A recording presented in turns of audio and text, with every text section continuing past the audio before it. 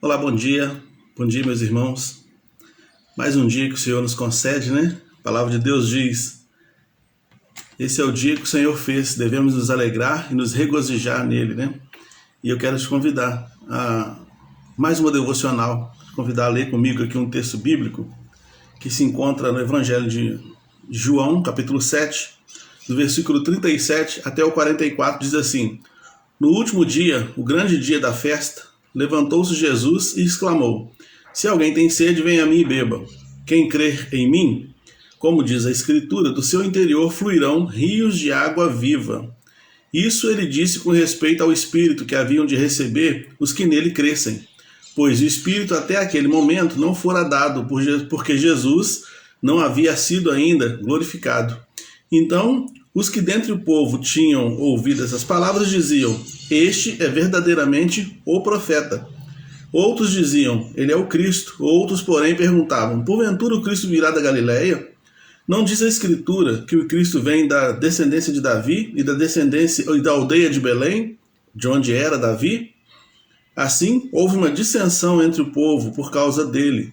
Alguns dentre eles queriam prendê-lo, mas ninguém lhe pôs as mãos. Ontem nós lemos o texto a partir do 45 e nós falamos que Jesus estava no templo, né, no monte do templo, chamado Monte do Templo, e ele estava em um dos pátios, um dos átrios do templo ali, para falar com as pessoas, aproveitando a afluência de pessoas do mundo inteiro para a festa dos tabernáculos, que era uma festa religiosa judaica.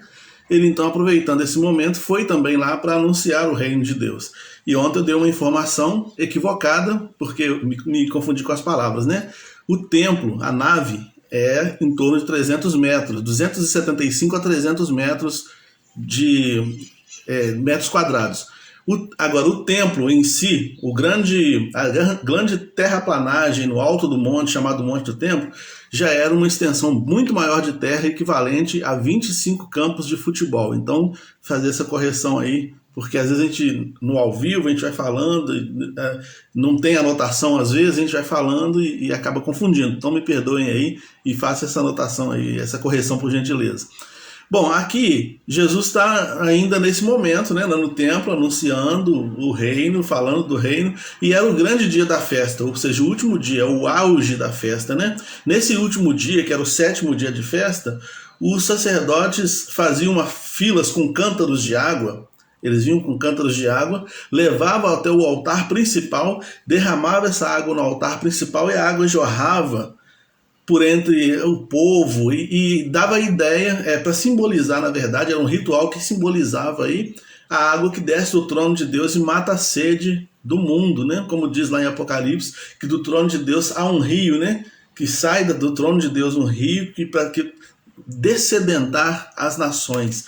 Então, essa era a ideia. Entretanto, havia uma certa incoerência nesse ritual, no que diz respeito à religião por ele praticada, porque a religião que praticava isso oprimia o povo com 613 mandamentos. 613 mandamentos.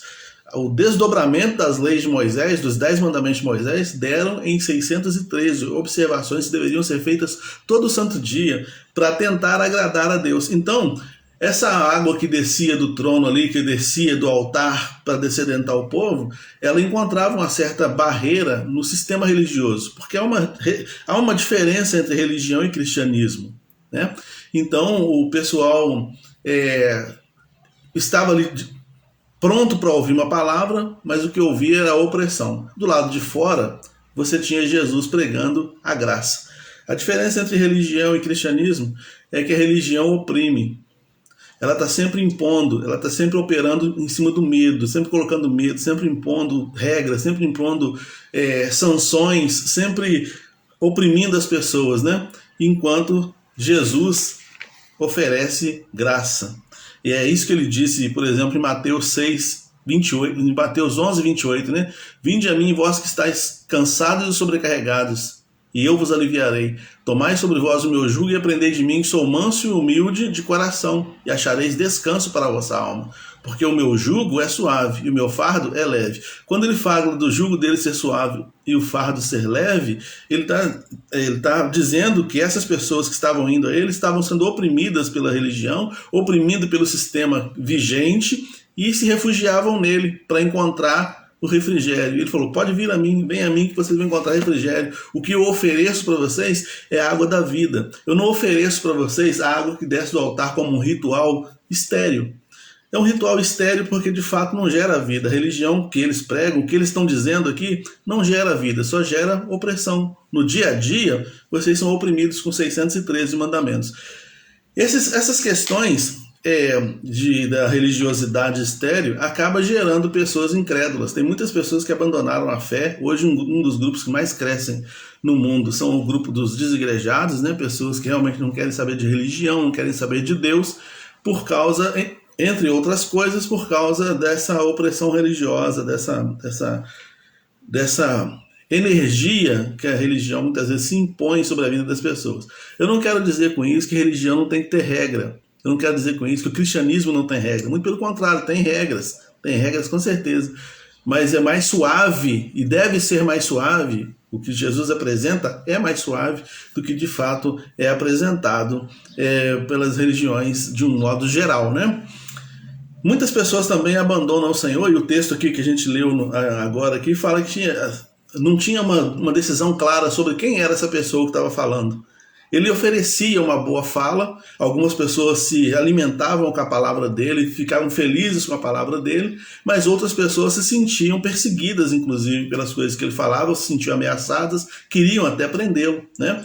Então, muitas vezes as pessoas também não têm uma visão clara sobre Deus mediante as coisas que Deus apresenta. Às vezes a vida apresenta situações de provações que fazem as pessoas duvidarem da graça de Deus, duvidarem do amor de Deus e abandonam ao Senhor. Deixa eu te mostrar uma coisa. O que você está vendo aqui? Já deu para ver, né? Então, tem pessoas que quando eu mostro essa folha, falam assim: eu estou vendo um pontinho preto, mas não percebe a folha toda branca ao redor. Deus faz muita coisa de bom para a minha vida e para a sua vida. O tempo todo, a graça de Deus nos inunda. O simples fato de você estar vivo hoje já demonstra nitidamente que a misericórdia de Deus se renovou e está te dando mais uma chance. Eu quero te convidar a fazer o exercício de olhar para a sua vida e ver quantas coisas que Deus tem feito em seu favor. A gente se prende muito aos pontos escuros, às coisas que não são boas, mesmo que elas sejam as menores. A gente se prende a elas, chama mais a nossa atenção. Porque a gente acaba se habituando com o que é bom, com as coisas aparentemente melhores que acontecem na nossa vida, e tira os olhos das coisas ruins. Mas existem muitas coisas boas ocultas em aparências ruins. Há muitas coisas boas que estão ocultas atrás de uma coisa que não é tão boa assim. Por exemplo, os discípulos estavam no mar e a embarcação que eles estavam estava prestes a afundar. Jesus estava dormindo. Quando Jesus levanta, ele para a tempestade. E aí vem a pergunta. E a parte mais importante dessa passagem não é a tempestade. A parte mais importante dessa passagem é exatamente a pergunta que faz e as respostas que obtém. Quem é esse que parou os ventos e os mares? Quem é esse que fez essa tempestade parar? Então, diante da tribulação, em mim tem que surgir essa pergunta: quem é esse que tem cuidado de mim? Deus não é uma experiência, uma variável, como diz na filosofia, ele não é uma variável epistemológica. O que significa isso? Deus não pode ser levado ao laboratório para ser provado, mas a Bíblia diz: provai e vede que o Senhor é bom. Como que eu provo Deus para saber se ele é bom se eu não posso levá-lo ao laboratório para provar? Na experiência de vida. Ele não é uma experiência, uma experiência que se pode levar no laboratório, mas a vivencial. Meu dia a dia, observa o seu dia a dia, quanta coisa Deus tem feito, os filhos que Deus te deu, o trabalho que Deus te deu, o salário que Deus te dá, a saúde que Deus te dá, as amizades que você conquistou e que Deus tem te oferecido, né, para ajudar a sua vida. Tudo isso vai manifestando a grandeza e a bondade de Deus. Tudo isso é para que rios de água viva venham fluindo dentro da gente, né? E é claro que o texto aqui está dizendo que quando Jesus falou: venha a mim e beba, ele está confrontando, ele está dizendo assim o seguinte: olha, essa água que eles estão derramando no altar é um ritual. que vocês sabem que não vai gerar vida nenhuma para vocês, porque não gera, só gera opressão. Se você de fato tem sede, se você de fato está com a alma angustiada, está triste, está passando por um momento de prova, está achando difícil sobreviver a essa prova, venha a mim e beba da água da vida. Porque ele fala assim, aquele que crê em mim, rios de água viva fluirão do seu interior, ou seja, é o Espírito Santo entrando na vida e te impulsionando a continuar vivendo, apesar das lutas. O Espírito Santo faz isso. E a gente precisa provar isso, você precisa provar isso, eu preciso ter experiências com Deus. Deus tem vários nomes apontados no Antigo Testamento, baseado nas experiências que o povo teve com ele. Por exemplo, Abraão chamou ele de El Shaddai, o Deus Todo-Poderoso, porque foi assim que ele se apresentou. Abraão, eu posso todas as coisas, eu sou o Deus Todo-Poderoso, eu sou El Shaddai. Outros experimentaram respostas de oração, então falou, Deus ouve, colocou o nome dele assim. Outros no campo de batalha falou, Senhor é a minha bandeira. Então, qual nome você daria ao Senhor baseado na experiência que você tem com ele? Então, olhem bem, as provas, elas revelam quem eu sou, elas revelam quem Deus é e elas também revelam quem é o meu inimigo.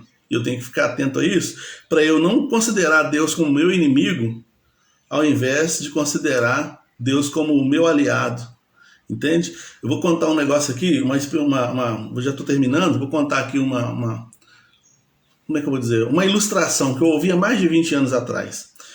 Um ratinho, ele era muito fã do seu pai, apaixonado do seu pai. Ele achava o pai dele um herói, o papai rato era o herói. Até um dia que ele viu o papai dele chegando em casa desesperado, bufando, correndo, suado, cansado. Ele falou, pai, o que aconteceu? Ele falou, eu quase fui devorado pelo nosso inimigo. E esse ratinho era muito novo, ainda não tinha saído da tenda, da toca dele. Pai, eu quero ver meu inimigo. Meu filho, eu quero ver o inimigo. Aí o pai dele, então, um dia, o pegou e saiu da toca com ele para mostrar para ele o inimigo. E eu vou te mostrar esse inimigo de longe, você toma cuidado, porque ele é perigoso. E eles estão andando, os dois, de repente viu um galo bravo, ciscando para todo lado, pulando, batendo asa. O ratinho começou a correr e falou, pai, eu vi o inimigo. Aí o pai dele falou, não é esse nosso inimigo. Aí eles continuaram andando, mais para frente ele viu um pitbull bravo mesmo. Ele falou, pai, agora eu vi o inimigo. O pai falou, não é o nosso inimigo ainda. Eles andaram um pouco mais, chegou mais para frente, ele viu um gato. Um gato com a pelagem bonita, de cabeça baixa, andando dócil, andando tranquilo. O andar do gato não produzia barulho nenhum. O gato era tão sereno que o ratinho ficou apaixonado por aquele gato. O pai dele falou, cuidado, que aquele ali é o nosso inimigo. Entende? Às vezes a gente confunde o nosso inimigo porque a gente não tem experiência, ou a gente não analisa as experiências que a gente passa, não tira dessa experiência que a gente passa a real impressão que a experiência quer passar, né? Quer mostrar pra gente quem é Deus, quem somos nós mesmos, o que nós podemos nos tornar a partir dessa experiência e quem é o nosso inimigo. A gente tem que identificar essas três figuras para que a gente possa então beber dessa água viva que Jesus quer oferecer. Jesus falou que a vida eterna ela consiste em conhecer a Deus e a Jesus Cristo, a quem Deus enviou. João 17,3. Também Jesus falou que veio trazer vida e vida em abundância. Então, cabe a mim e a você querer viver. Eu quero te convidar no dia de hoje a olhar muito mais para o que está ao redor desse pontinho preto. Considerar que ele existe. Coisas ruins, com certeza vão acontecer, mas considera todo o resto, porque nesse todo o resto é que Deus opera para conceder a mim e a você a água da vida. E é de graça. Não tem 613 mandamentos, não tem nenhum tipo de ordenação no sentido de opressão, mas é de graça a água da vida, o Espírito Santo que Jesus oferece. Deus te abençoe e te dê um dia guardado na presença dele. Senhor, aplica a tua palavra aos nossos corações e nos conceda um dia de vitória na tua presença em nome de Jesus. Amém. Deus te abençoe a você e a sua família.